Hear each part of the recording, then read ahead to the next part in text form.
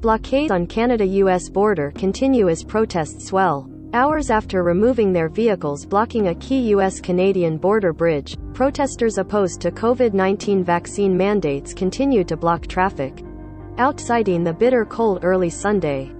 109. Windsor, Ontario. Hours after removing their vehicles blocking a key US-Canadian border bridge, protesters opposed to COVID-19 vaccine mandates continued to block traffic outside in the bitter cold early Sunday, while in the capital Ottawa, police were forming a new command center with provincial and national authorities that they said would help them respond better to a larger demonstration that has paralyzed downtown.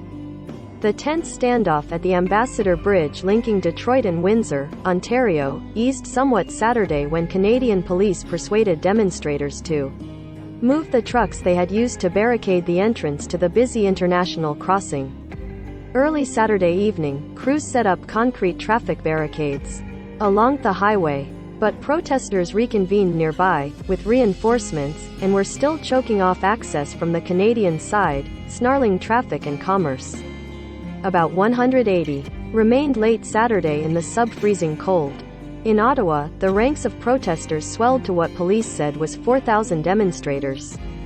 The city has seen that on past weekends, and loud music played as people milled about downtown where anti-vaccine demonstrators have been in camp since late January.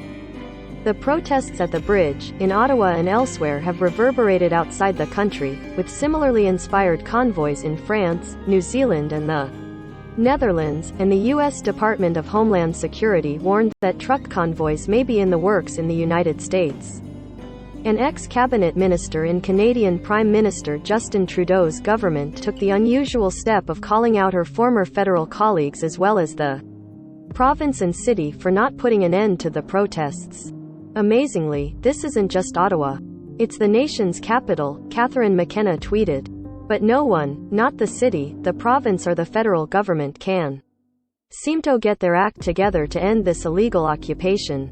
It's appalling. Just get your act together now. Trudeau has so far rejected calls to use the military.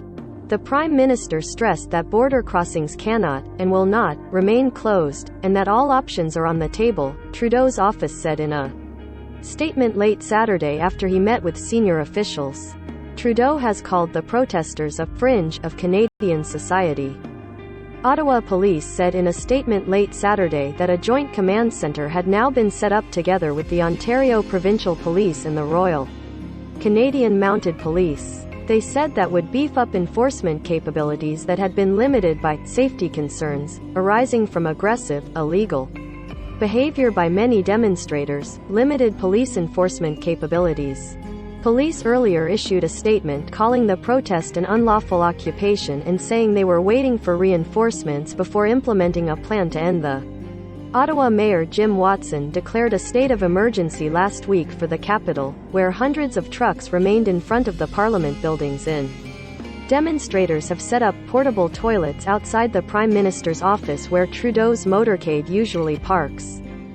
Surrounded by dozens of officers in Windsor, a man with "Mandate Freedom" and "Trump 2024" spray painted on his vehicle left the bridge entrance early in the day as others began dismantling a small, tarp-covered encampment. A trucker honked his horn as he, too, drove off to cheers and chants of "freedom." But hundreds more arrived to bolster the crowd and settled into a face-off with police about 2 blocks away, waving flags and yelling. While there were no visible physical confrontations, the crowd still controlled the road to the bridge, and traffic had not resumed as of Sunday morning. On Friday, a judge ordered an end to the blockade of mostly pickup trucks and cars, and Ontario Premier Doug Ford declared a state of emergency allowing for fines of $100,000 Canadian and up to 1 year in jail for anyone illegally blocking roads, bridges, walkways and other critical infrastructure. The illegal blockades are impacting trade, supply chains. Police. Saturday. These blockades must stop. The Ambassador Bridge is the busiest U.S.-Canadian border crossing, carrying 25% of all trade between the two countries, and auto plants on both sides have been forced to shut down or reduce production this week. The standoff came at a time when the industry is already struggling to maintain production in the face of pandemic-induced shortages of computer chips and other supply chain disruptions. In Ottawa, 31-year-old Stephanie Ravensbergen said she turned out to support her aunt and uncle who have parked their semi in the streets since the beginning of the protest. She opposes vaccine and mask requirements, and said it's important for schoolchildren to be able to see their friends' faces and emotions. "We want the right to choose," Ravensbergen said. "We want the right to be able to do what everybody else can do." Protesters on Saturday tore down a fence that authorities put up around the capital's National War Memorial 2 weeks ago after demonstrators urinated on it. Some later chanted, "Liberté," French for freedom. "Completely unacceptable," Lawrence Macaulay, Canada's Veterans Affairs Minister, tweeted. "This behavior is disappointing and I am calling on protesters to respect our monuments." On the other side of the country, protesters disrupted operations at another border crossing between Surrey, British Columbia, and Blaine, Washington, but officials said it was not blocked. Border crossings in Alberta remain shut down as well. While the protesters are decrying vaccine mandates for truckers and other COVID-19 restrictions, many of Canada's public health measures, such as mask rules and vaccine passports for getting into restaurants and theaters, are already falling away as the Omicron surge levels off. Pandemic restrictions have been far stricter there than in the US, but Canadians have largely supported them. The vast majority of Canadians are vaccinated, and the COVID-19 death rate is 1/3 that of the United States.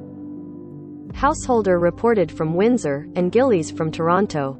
Associated Press writer Ted Shaffrey in Ottawa, Ontario, contributed to this report.